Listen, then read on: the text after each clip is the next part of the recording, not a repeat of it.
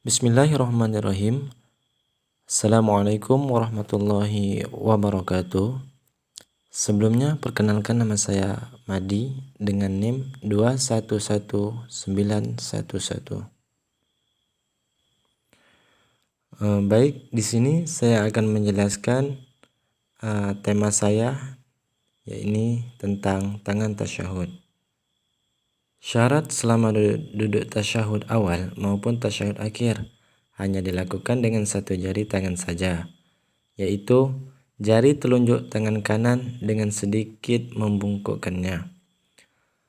Nabi pernah melihat seorang sahabat berdoa sambil mengacungkan dua jarinya. Lalu sabdanya kepada orang itu, satu saja, seraya mengacungkan jari telunjuk. Hadis riwayat Ibnu Abi Syaibah dan An-Nasa'i disahkan oleh Hakim dan disetujui Zahabi. Dari Numair Al-Khuzai katanya, saya melihat Rasulullah Shallallahu Alaihi Wasallam ketika sedang duduk dalam sholat. Beliau meletakkan tangan kanannya di atas pahanya, yang kanan sambil mengangkat jari telunjuknya dengan membungkukkannya sedikit ketika berdoa. Hadis riwayat Ahmad, Abu Daud, An-Nasa'i, Ibnu Majah, dan Ibnu Khuzaimah dengan sanad yang cukup baik. Tentang bagaimana cara dan saat memberi isyarat dengan jari telunjuk tangan kanan tersebut, terdapat beberapa pendapat. Sebagian mengatakan bahwa jari telunjuk itu digerak-gerakkan, sedangkan pendapat lain mengatakan bahwa jari telunjuk itu tidak digerak-gerakkan. Dan sebagian juga mengatakan bahwa jari telunjuk tersebut digerak-gerakkan secara terus-menerus, sedangkan yang lain mengatakan hanya digerak-gerakkan pada saat tertentu saja. Baik, di sini saya akan menjelaskan poin yang pertama, yaitu memberi isyarat dengan menggerakkan jari telunjuk. Mereka yang berpendapat harus menggerakkan jari telunjuk berdalil dengan hadis dari Wa'il bin Hujr radhiyallahu anhu. Ia berkata, Rasulullah Shallallahu Alaihi Wasallam meletakkan kedua tangan dan sikunya di atas pahanya dan meletakkan kedua ujung jarinya di atas kedua lututnya dengan posisi menggenggam jarinya dan membentuk lingkaran.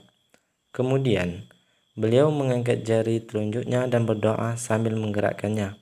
Hadis riwayat Ahmad Bukhari, Abu Daud, An-Nasa'i, Ad-Darimi, Ibnu Jarud, At-Tabarani, Ibnu Khuzaimah, Ibnu Hibban, Al-Bahaki, dan Ibnu Jauzi. Gerakan jari telunjuk lebih ditakuti setan daripada pukulan besi. Hadis riwayat Ahmad, Bazar, Abu Ja'far, Bukhari, At-Tabarani, Abdul Ghani Al-Maqdisi, Rawyani, dan Al-Baihaqi. Sebagian sahabat Nabi Shallallahu Alaihi Wasallam yang tidak mengetahui perbuatan ini meniru perbuatan sahabat yang mengetahuinya, yaitu menggerakkan telunjuknya sambil mengucapkan doa. Hadis riwayat Ibnu Abi Syaibah dengan sanad hasan.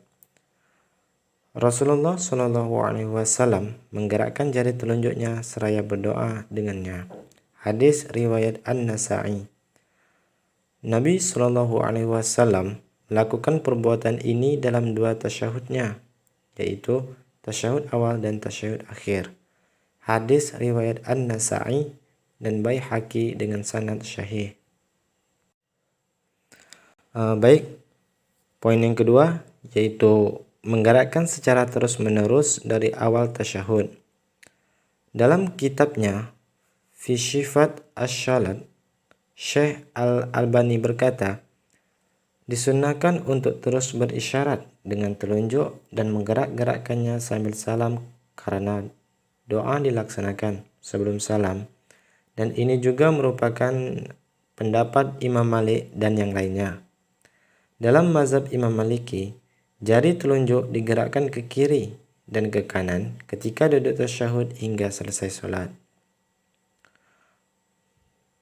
Poin yang kedua, menggerakkan pada waktu berdoa.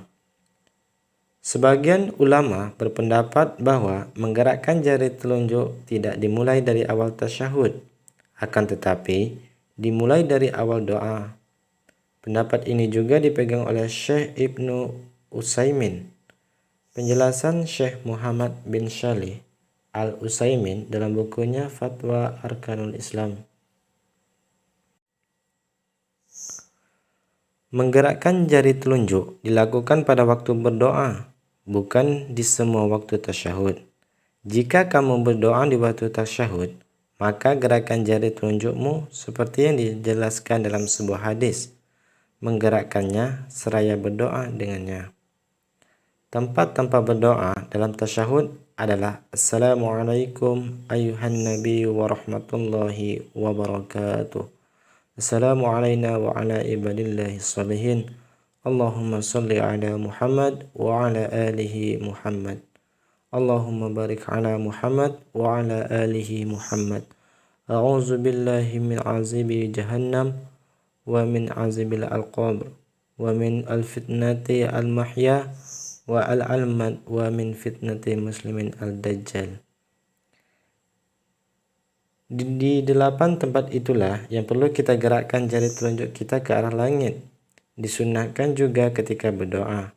Di selain 8 itu, untuk mengangkatnya, karena kaidah umumnya adalah disunnahkan mengangkat jari telunjuk pada setiap berdoa.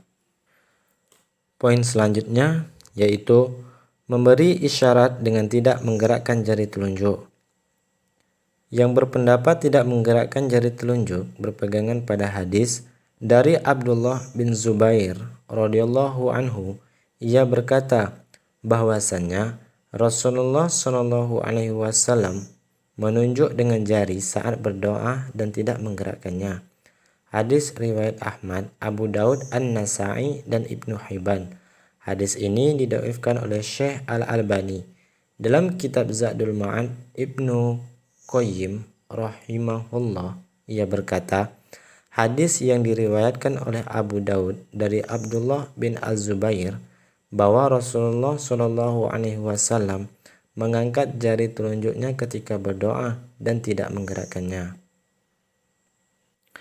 Jika kita perhatikan saat duduk tasyahud akhir dalam sholat, memang tidak semua orang menggerakkan jari telunjuk dengan cara yang sama. Ada yang dari awal, ada yang ketika membaca lafaz syahadat. Dalam hal ini menggerakkan jari menunjuk bukan diputar-putar. Ini semata karena perbedaan ulama dalam memahami hadis. Perbedaan ini tidak menyebabkan tidak sahnya sholat dan tidak pula menyebabkan kesesatan.